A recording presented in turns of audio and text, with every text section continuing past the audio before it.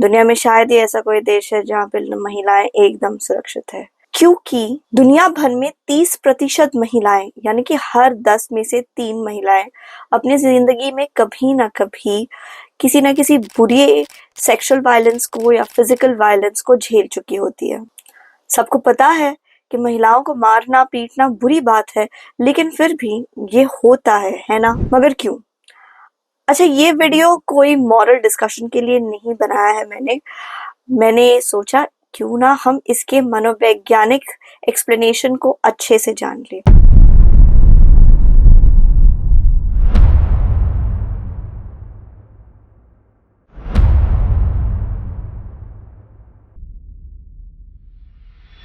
तो नमस्कार, मैं मनोवैज्ञानिक डॉक्टर मयूरिका दास बिस्वास।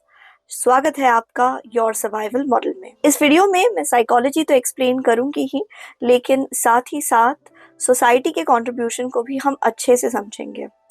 वीडियो को आगे देखने से पहले पॉज करके 2 चीजों के बारे में सोचो। पहला, आदमी महिलाओं को कंट्रोल करने के लिए या परिवारों को कंट्रोल करने के लिए वायलेंस का इस्तेमाल क्यों करते हैं, और दूसरा, समाज किस तरीके से परिवारों में वायलेंस को बनाए रखने में मदद करता है। सबसे पहले महिलाओं पे वायलेंस को एल्बर्ट बैंड्यूरा के सोशल लर्निंग थ्योरी से समझते हैं। एल्बर्ट बैंड्यूरा ने अपने विज्ञान से या एक्सपेरिमेंट से ये पाया कि जब भी हम किसी व्यवहार को देखते हैं उस व्यवहार को अप्रिसिएशन या रिवॉर्ड मिला है, या कोई व्यवहार करने के बाद कोई पनिशमेंट नहीं मिला है, तो फिर हम उस व्यवहार को दोहराते हैं। हम सीखते हैं ऑब्जर्वेशन से, मॉडलिंग से, दूसरों को देख के, दूसरों को कॉपी करके। तो हम में से अनगिनत लोगों ने अपने घर पे किसी ना किसी को, किसी महिला को मारते हुए देखा है, और फिर देखा है कि मारने के बाद मारने वाले को कोई सजा नहीं मिलती, कोई बड़ा प्रॉब्लम होता नहीं है। मैं उस जनरेशन से हूँ जब एक फिल्म बहुत ज्यादा हिट हुई थी, अनिल कपूर की बेटा। इस फिल्म में जब हीरोइन हीरो से कहती है कि तुम्हारी माँ तो चुड़ैल है, बुरी है, तो वो उसे इतनी बुरी तरीके से मारता है जैसे कि कोई अपने कुत्ते को भी ना मारे। अपने पालतुओं को वैसे भी नहीं मारना चाहिए, लेकिन सोचिए, एक ऐसा बुरा व्यवहार हम लोगों को करना सिखा रहे हैं जो जानवरों के लिए भी ठीक नहीं। हमारे देश की फिल्मों में ये बार बार दिखाया गया है कि जो महिला सबमिसिव होती है, झुक जाती है, मार खाने के बाद भी प्यार दिखाती है, वो असल में बहुत अच्छी है,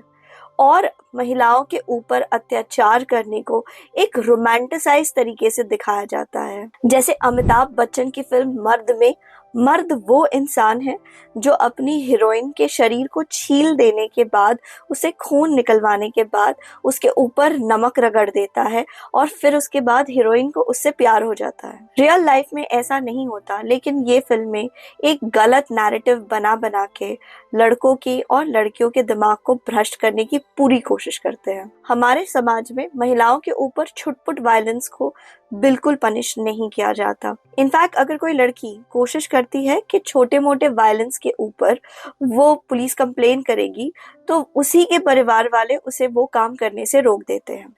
सरकारी नौकरों के लिए ये बहुत जरूरी है कि वो देश का नियम कानून पाल के चले। इसलिए जो भी सरकारी नौकरी करते हैं, अगर वो अपने घर वालों के साथ वायलेंस करते हैं, एक से ज्यादा शादी कर लेंगे, तो उनकी नौकरी जा सकती है। लेकिन मैंने अपने करियर में ऐसी बहुत सारी महिलाओं को देखा है जो किसी सरकारी नौकर की पत्नी है, और वो अपने पति के अत्याचार को इसलिए सहती है क्योंकि वो पुलिस के पास नहीं जा सकती। अगर जाएगी तो पति की नौकरी छूट जाएगी, और अगर नौकरी चली जाएगी तो फिर परिवार का पेट कैसे पाला जाएगा। एक असली मर्द कौन है, ये कौन तय करता है? चलिए, इस सवाल का जवाब देने के लिए मैं आपको एक कहानी सुनाती हूँ। एक जंगल में एक गाय रहती थी, और उसके 2 छोटे छोटे प्यारे प्यारे बछड़े थे, कालू और धोलू। अब गाय अपने बच्चों की सुरक्षा करती थी, कहाँ नरम और अच्छी घास मिलेगी वहां तक ले जाती थी, उनका ख्याल रखती थी। बच्चे घास भी खाते थे, माँ का दूध भी पीते थे, अच्छे से समय गुजार रहे थे। तभी उस जंगल में जो शेर रहता था, उसने एक दिन गाय को देख लिया। उसने दहाड़ मारी, गाय के ऊपर झपटा मारा। गाय ने अपने बछड़ों से कहा, तुम दूर भाग जाओ, दूर भाग जाओ, जाओ यहाँ से। बछड़े डर गए। कालू और धोलू दोनों ही दूर भागने लगे, लेकिन ज्यादा दूर नहीं गए क्योंकि उन्हें चिंता थी उनकी माँ के साथ क्या हो रहा है। जब शेर आया, शेर ने अपने पंजों से गाय को नोचा, खून निकाला, मांस भी काट के खा लिया थोड़ा सा, और फिर उसे जाने दिया। फिर गाय बहुत ही मुश्किल से लड़खड़ाती हुई धीरे धीरे अपने बछड़ों तक पहुंचती है। बच्चे एकदम डरे हुए हैं। कालू और धोलू उससे पूछते हैं गाय से कि माँ, ये क्या था, ये कौन था, ये क्या हुआ? हाँ, ये तो बहुत बुरा हो गया, तुम ठीक हो क्या? तो गाय कहती है, नहीं बेटा, कोई बात नहीं, ये तो शेर है ना, शेर जंगल की रक्षा करते हैं। क्योंकि इस जंगल में शेर है ना, इसलिए दूसरे सारे जानवर आसानी से रह सकते हैं। इसलिए शेर जो भी करता है हमें चुपचाप सह लेना चाहिए। तुम लोग दूर चले जाना, कभी भी अगर तुमने शेर को देखा तो पास मत रहना, दूर चले जाना। धीरे धीरे कई बार दोनों ही बछड़ों ने अपनी माँ को इस तरीके से शेर से अटैक होते हुए देखा। कालू और धोलू समय के साथ बड़े हुए। धोलू ने सोचा कि उसकी माँ बिल्कुल बेकार गाय है, बिल्कुल निकम्मी, वो अपने आप को सुरक्षित ही नहीं रख सकती। इनफैक्ट धोलू ये सोचने लगा कि असल में हमें शेर की तरह होना चाहिए। अब तो मेरे पास बड़े बड़े सींग भी हो गए हैं, मैं तो अपने सींग से किसी को भी डराऊंगा और शेर की तरह लोगों के ऊपर अटैक करूंगा, जानवरों के ऊपर अटैक करूंगा, और लोग मुझसे डरे हुए रहेंगे और कोई मुझसे पंगा नहीं लेगा। वहीं पे कालू ने सोचा कि नहीं, मेरी माँ को कौन देखेगा, कौन संभालेगा? मेरी माँ ने हमारे लिए कितना कुछ किया है, हमें सुरक्षित रखा है, मुझे मेरी माँ का साथ नहीं छोड़ना चाहिए। जब शेर को पता लगता है कि अब कालू भी उसकी माँ के साथ ही रहता है, तब धीरे धीरे शेर कालू को भी अपना शिकार बनाना शुरू कर देता है। उसके ऊपर रोजाना समय समय पर वायलेंस करना शुरू कर देता है। ये कहानी किसी गाय की या किसी शेर की नहीं है, ये आपकी और हमारी कहानी है, जहाँ पे वो गाय हमारी माँ है और उस माँ ने न जाने कितने कितने बार अत्याचार सहा है, इस बात को दिमाग में रख के कि शायद अत्याचार नहीं सहेगी तो उसके बच्चे असुरक्षित हो जाएंगे। कुछ बच्चे अपनी माँ को फॉलो करते हैं और फिर उसके बाद वो भी जिंदगी में विक्टिम बन जाते हैं, और कुछ और बच्चे इसका बिल्कुल एक्सट्रीम ऑपोजिट करते हैं और अपने आप को सुरक्षित रखने के लिए वो अब्यूजिव बन जाते हैं। वो दूसरों पे अत्याचार करने लगते हैं, कंट्रोल महसूस करने के लिए, अपने आप को किसी और से डोमिनेट होने से बचाने के लिए खुद ही दूसरों को डोमिनेट करने लगते हैं।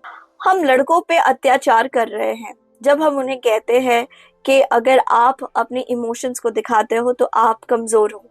क्या लड़कियों जैसे रोता है? मर्द बन, मर्द। अपनी घर की औरतों के ऊपर कंट्रोल नहीं है क्या तेरा? दो खींच के लगा और लाइन पे लेकर आ। ये बिलीफ सिस्टम्स रातों रात नहीं बनी है, इन्हें बनाने के पीछे बहुत सारी कहानियां, बहुत सारे ग्रंथ, धार्मिक मैसेजेस, बहुत चीजों का इस्तेमाल किया गया है। लगभग हर धर्म में ये बताया जाता है कि परमेश्वर ने सबसे पहले आदमी को बनाया और फिर उसने औरत को बनाया आदमी की सेवा करने के लिए। धार्मिक ग्रंथों में ये बहुत स्पष्ट रूप से लिखा गया है कि औरतें आदमियों से कमजोर है, जबकि साइंस एंड रिसर्च ये बताता है कि ऐसे बहुत सारे समाज रहे हैं जहां औरतों ने वो सारे काम किए हैं जो आदमियों ने किए हैं, शिकार से लेके लड़ाई तक, बच्चे पालने से लेके खेती बाड़ी तक। सिगमंड फ्रॉइड की साइको एनालिटिक थियोरी के हिसाब से हमारे अंदर ना एक चुल है, उस चुल का नाम है थैनोस। थैनोस यानी कि डेथ विश, डिस्ट्रक्शन की विश। जब हम डिस्ट्रक्शन में अपने आप को बिल्कुल विलीन कर लेते हैं तब हमें एक तरीके की शांति महसूस होती है। हम समय समय पर जिस तरीके से प्यार देना चाहते हैं वैसे ही समय समय पर अपने अग्रेसिव साइड को बाहर निकालना चाहते हैं, चोट पहुंचाना चाहते हैं, कभी खुद को, कभी अपने नजदीक के लोगों को, कभी किसी और को। वैसे ये थियोरी है, इसके ऊपर कोई साइंटिफिक रिसर्च नहीं है। सिगमंड फ्रॉइड की एक और थियोरी है डिस्प्लेसमेंट, यानी कि कहीं का गुस्सा कहीं और निकालना। तो डिस्प्लेसमेंट में होता ये है कि किसी आदमी को गुस्सा है अपने बॉस पे, लेकिन वो बॉस के ऊपर गुस्सा नहीं दिखा सकता वरना नौकरी तो चली जाएगी, लेकिन गुस्सा तो अंदर है ही। तो उस गुस्से को वो दबाकर घर पे लेके आता है और ग्लास हॉल रूम में क्यों रखा हुआ है, टीवी के सामने चम्मच क्यों रखी हुई है, इस बात को लेके पत्नी के साथ झगड़ा मोल लेगा और फिर मारपीट शुरू कर लेगा। ऐसा वो क्यों कर रहा है? सिर्फ अपने गुस्से को डिस्प्लेस करने के लिए, किसी अनसेफ जगह से किसी सेफ टारगेट के ऊपर। कई बार हमारे बचपन में हमने जो अनुभव किया है वो हमारे ऊपर इतना बुरा असर डाल देता है कि हम जीने के लिए उसे नॉर्मलाइज करने की कोशिश करते हैं। जैसे बचपन में ही हमने देखा है कि घर का एक पावरफुल इंसान जिसकी एक्चुअल ड्यूटी है घर के लोगों को प्रोटेक्ट करने की, लेकिन प्रोटेक्ट ना करके वो घर ही के लोगों को अत्याचार किए जा रहा है, उन्हें ही मारपीट करता है, वो खाना भी देता है और लात घूंसे भी देता है। तो ये इंसान के दिमाग में एक डिस्टरबेंस क्रिएट करता है। तो अब उस इंसान को हम कैसे एक्सेप्ट करें जो हमें प्यार भी देता है, तकलीफ भी देता है? तब हम खुद को कहने लगते हैं कि असल में हमारे में ही कोई गलती है, कोई प्रॉब्लम है जिस वजह से इस इंसान ने हमें पनिश किया है। हम वायलेंस को नॉर्मलाइज करने लगते हैं। हम वायलेंस को इस हद तक नॉर्मलाइज करने लगते हैं कि हम आगे बढ़ के खुद वायलेंस करते हैं ताकि हम डीप डाउन महसूस कर सके कि नहीं, ये तो नॉर्मल काम है ना, मेरे पापा ने भी किया है, मैं भी कर रहा हूँ। हम वायलेंस को इस तरीके से भी नॉर्मलाइज कर सकते हैं कि हम सामने वाले व्यक्ति को उस लिमिट तक परेशान करते हैं जब तक कि वो हमें मारने पीटने पर आमादा नहीं हो जाए। यानी कि कई बार ऐसी लड़कियां हैं जिन्होंने अपने फादर को घर में वायलेंस करते हुए देखा है।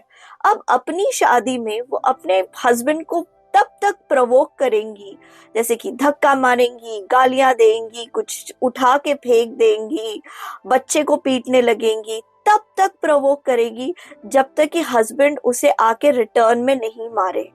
ये ऐसा क्यों कर रही है लड़की? क्योंकि उसने दिमाग में कहीं पे सोच के रखा हुआ है कि यही तरीका है नॉर्मलाइज करने का।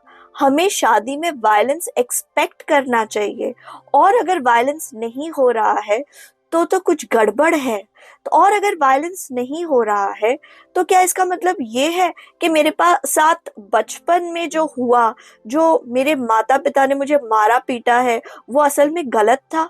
मेरे माँ बाप कैसे गलत हो सकते हैं? नहीं नहीं, वो तो सही है, मुझे ही कुछ ऐसा करना चाहिए ताकि वो वायलेंस अभी की जिंदगी में भी आने लगे। ये सब कुछ काफी कॉम्प्लिकेटेड है, लेकिन इंसान का मन भी तो कॉम्प्लिकेटेड है। ये सारी बातें हमारे कॉन्शियस मन में नहीं होती, लेकिन हमारे सबकॉन्शियस मन में जरूर छुपी होती है। अब कुछ लोगों की पर्सनालिटी होती ऐसी है कि वो बहुत आसानी से वायलेंट हो जाते हैं। साइकोपैथ वही लोग हैं जो दूसरों को तकलीफ पहुंचा के, चोट पहुंचा के खुशी मिलती है उनको। ये वो लोग हैं जो किसी को अपने प्रेम जाल में फंसा के उसको चॉप चॉप चॉप करके फ्रिज में भेज देंगे। लेकिन साथ ही साथ नार्सिसिस्ट भी होते हैं और एंटी सोशल पर्सनालिटी के लोग भी होते हैं, जिनके ब्रेन में, उनके मिड ब्रेन में, अमिगडाला में इम्पल्स कंट्रोल कम होता है। इसलिए अगर उनको गुस्सा आ जाए तो वो उस गुस्से को रोक नहीं पाते। इम्पल्स कंट्रोल कम होने के लिए, यानी कि इम्पल्सिवली अंदर से जो मन करता है कि एक लगा के दे और उसके ऊपर वो जो हाथ रोक लेना है, ये कर पाने की कंट्रोल कम होने के वजह से अगर कोई भी उन्हें जरा भी चैलेंज कर दे या फिर उन्हें तर्क करे या दिखाए कि वो गलत है, गलत सोच रहे हैं, तो इस तरीके की चैलेंजिंग वो बर्दाश्त नहीं कर सकते। उनका टॉलरेंस कैपेसिटी कम होता है। ऐसे लोगों के विचारधारा में कुछ कॉग्निटिव डिस्टॉर्शंस होते हैं, सोच की गड़बड़ी, जैसे कि ऑल और नथिंग। सब अच्छा या सब बुरा, एकदम टोटली परफेक्ट यानी कि, या फिर पूरी तरीके से कचरा कबाड़ बकवास। इसी के अंतर्गत एक विचारधारा आती है कि लड़कियां बेवकूफ है, लड़कियां लालची है, लड़कियों को समझ नहीं आता कैसे अपने आप को कंडक्ट करना चाहिए, लड़कियां आज के समाज में अश्लील है, यानी कि सारी लड़कियां ऐसी है और इन सारी लड़कियों को हमें पनिश करना चाहिए। ऑल और नथिंग। जनरलाइजेशन, अगर कोई चीज एक बार काम की है तो हमें लगता है कि वो हर बार काम करेगी, अगर कोई चीज एक बार हुई है तो हमें लगता है वो हर बार होगी। यानी कि हमने कोई वीडियो देख लिया है जहाँ पे कोई एक लड़की शराब पी के पुलिस के साथ तर्क कर रही है, झगड़ रही है, तो हम कहने लगते हैं शराब पी हुई कि सारी की सारी लड़कियां अश्लील है, बुरी है, अनकल्चर्ड है, इन्हें बाहर छोड़ना ही नहीं चाहिए और ये समाज के लिए खतरा है। जबकि अगर हम स्टैटिस्टिकली देखें तो शराब पिया हुआ कोई भी व्यक्ति, चाहे वो आदमी हो या औरत, उसका इम्पल्स कंट्रोल कम हो जाता है और फिर वो समाज के लिए एक खतरा हो सकता है, लेकिन वो गारंटीड होगा ऐसा जरूरी नहीं है। शराब पीने के बाद भी ऐसे बहुत बहुत सारे लोग हैं जो अपने इम्पल्सेस पे कंट्रोल बनाए रख सकते हैं, लेकिन हाँ, कंट्रोल खो देने का रिस्क तो रहता ही है। कई लोग अपने वायलेंट बिहेवियर को बनाए रखने के लिए एक और कॉग्निटिव डिस्टॉर्शन का इस्तेमाल करते हैं, मेंटल फिल्टर। यानी कि मैं बस उसी इंफॉर्मेशन पे फोकस करूं जो मेरे को काम आए, जो मेरे एग्जिस्टिंग बिलीफ सिस्टम को सपोर्ट करे, और वो सारा इंफॉर्मेशन जो मेरे एग्जिस्टिंग बिलीफ सिस्टम को सपोर्ट नहीं करता, हम उसको सरे से नकार देंगे। अपनी पार्टनर को मारपीट करने के बाद ये कहना कि अरे उसने मुझे प्रोवोक किया इसीलिए मुझे मारना पड़ा, लेकिन झगड़े में खुद ने क्या कंट्रीब्यूट किया है इस बात को कंप्लीटली भूल जाना, मेंटल फिल्टर। सबसे वायलेंट लोगों को स्टडी करके जॉन गॉटमैन ने और नील जेकब ने अपनी पिटबुल वर्सेस कोबरा थ्योरी बनाई है। उन्होंने कुछ बहुत ही ज्यादा वायलेंट लोगों को स्टडी किया और पाया कि जो लोग अपने पार्टनर के ऊपर बहुत आसानी से, बहुत जल्दी मारपीट करते हैं, उनमें दो पर्टिकुलर कैटेगरीज होती है। एक वो है जो थोड़ी पिटबुल पर्सनालिटीज के हैं, अर्थात वो आसानी से जेलस हो जाते हैं, उन्हें अपने पार्टनर को कंट्रोल करना है, उन्हें अबैंडन किए जाना यानी कि छोड़ दिए जाने का डर लगता है, वो अपने पार्टनर को कंट्रोल करने के लिए उसे स्टॉक करेंगे, उसका पासवर्ड जान लेंगे, कहाँ गया है कहाँ नहीं गया है, और कंट्रोल करने के लिए अपने पार्टनर के ऊपर वायलेंस का इस्तेमाल करेंगे। इन पिटबुल कैटेगरी के लोगों का अपने भावनाओं के ऊपर खास कंट्रोल नहीं होता, लेकिन पिटबुल्स वो लोग भी हैं जिनके साथ अगर काउंसलिंग की जाए, साइकोथेरेपी की जाए, तो वो बेहतर बन सकते हैं और अपने इमोशंस पे बेहतर कंट्रोल लाकर अच्छे रिलेशनशिप को एंजॉय कर सकते हैं। फिर हम समझते हैं कोबरा कैटेगरी के आदमियों को। ये बिल्कुल कोबरा की तरह है, शांत और कैलकुलेटेड तरीके से अटैक करने वाले। इनके द्वारा किए जाने वाला वायलेंस बहुत ज़्यादा खतरनाक होता है। ये वायलेंस का इस्तेमाल इसलिए करते हैं ताकि ये स्ट्रेटेजिकली अपने आसपास की दुनिया को कंट्रोल करके, डरा के अपने नियंत्रण में रख सके। ये इमोशनली अनस्टेबल नहीं है, लेकिन ये वायलेंस का इस्तेमाल कर रहे हैं पावर में बने रहने के लिए। जब पिटबुल कैटेगरी का आदमी मारपीट करता है तो तब उसका नर्वस सिस्टम उत्तेजित हो जाता है, वो ज्यादा तेजी से सांस लेने लगता है, उसकी धड़कनें बढ़ जाती है। लेकिन जब कोबरा कैटेगरी का आदमी मारपीट करता है तब इनफैक्ट उसका नर्वस सिस्टम और ज्यादा शांत हो जाता है, जैसे कि उसे किसी तरीके का रिलैक्सेशन मिल रहा हो। क्या किसी कोबरा कैटेगरी के इंसान के ऊपर मनोवैज्ञानिक थेरेपी, काउंसलिंग का असर होगा? नहीं। अगर किस्मत में कोबरा कैटेगरी का आदमी पड़ा है तो समझ जाओ कि उसके अंदर साइकोपैथिक टेंडेंसीज है और सिचुएशन से भागो।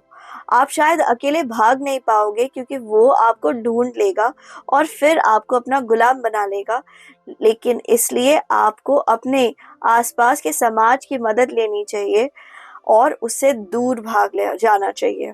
तो महिलाओं की सुरक्षा के लिए हमारे देश में कुछ बड़े कानून हैं, जैसे कि protection of women from domestic violence act 2005, sexual harassment of women at work place act 2013। इस एक्ट का नाम पॉश भी है, और निर्भया एक्ट 2013। हम एक ऐसे समय में रहते हैं जब हम धर्म की बात उतने अच्छे से नहीं मानते, हम नेताओं की बातों से भी उतने अच्छे से बहला फुसला नहीं लिए जाते। हमें अगर कोई चीज इन्फ्लुएंस करता है तो वो है सोशल मीडिया और मीडिया का नैरेटिव। अगर हमें समाज में बदलाव लाना है तो फिर उस बदलाव को कहीं पे मीडिया से शुरू होना पड़ेगा। लेकिन मीडिया को क्या चाहिए? पैसा, एंगेजमेंट। जहां पे भी कंटेंट ऐसा बन रहा है जिसमें महिलाओं के ऊपर किसी भी तरीके का वायलेंस होता है, उस कंटेंट को अगर आप क्रिटिसाइज करेंगे और निंदा करके उसे शेयर करेंगे और कहेंगे अरे हम नहीं देखेंगे इस कंटेंट को, तो फिर मीडिया वाले चिंतित हो जाएंगे और फिर वो धीरे धीरे सीखने लगेंगे कि क्या अलाउड है और क्या नहीं अलाउड है। याद रखिए, बिजनेसेस एक तरीके से बहुत अच्छे हैं कि वो इकोनॉमिक्स के बेसिस पे चलते हैं। अगर किसी चीज से पैसा नहीं बन रहा है तो वो उस चीज को जल्दी करना बंद कर देते हैं। अगर किसी व्यवहार से पैसे का नुकसान हो रहा है तो वो इस व्यवहार को जल्दी जल्दी बंद कर देंगे। हम एक ऐसे समय में जी रहे हैं जहाँ पे जो नौकरियां सिर्फ लड़के करते थे, अब वो नौकरियां लड़के और लड़कियां दोनों कर रही हैं। तो ऑब्वियसली कंपटीशन बढ़ गया है, और कंपटीशन के बढ़ जाने पे लोगों के मनों में, दिलों में अग्रेशन धीरे धीरे बढ़ने लगता है। हम अपने ही लोगों के प्रति अग्रेसिव हो जाते हैं। ये बिल्कुल वैसा ही है जैसे कि हम अपने ही भाई बहनों के प्रति अग्रेसिव हो जाते हैं जब हम उनके साथ प्रॉपर्टी के लिए या माँ बाप के अटेंशन के लिए ये लड़ते हैं। तो आदमी और औरत अगर एक दूसरे से अपॉर्चुनिटीज के लिए लड़ेंगे तो ऑब्वियसली अग्रेशन बढ़ेगा। अगर इस अग्रेशन को रिजॉल्व करना है तो हमें पुरुषों के और महिलाओं के दोनों के दिमाग में ये बात डालना बहुत जरूरी है कि उन्हें एक दूसरे की जरूरत है, उन्हें कोलैबोरेशन की जरूरत है। हमारे सामने आज के समाज में बहुत सारे बड़े प्रॉब्लम्स है, बहुत सारे प्रॉब्लम्स को रिजॉल्व करना है, जिसमें आदमियों और औरतों को साथ में आने की जरूरत है, कोलैबोरेट करने की जरूरत है। माइंडसेट धीरे धीरे चेंज होता है, ओवरनाइट नहीं। जो आप समझ सकते हैं वो तो आप समझदार हैं, आप समझ ही जाएंगे। ये समझने की कोशिश कीजिए कि हम क्या बिलीव करते हैं, हम किस चीज़ को सही मानते हैं, किस चीज़ को गलत मानते हैं। ये समय के साथ बदलता रहता है।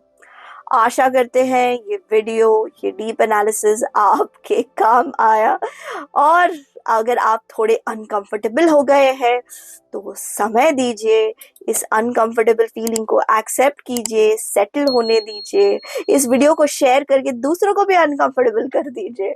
आपके मूल्यवान समय के लिए धन्यवाद।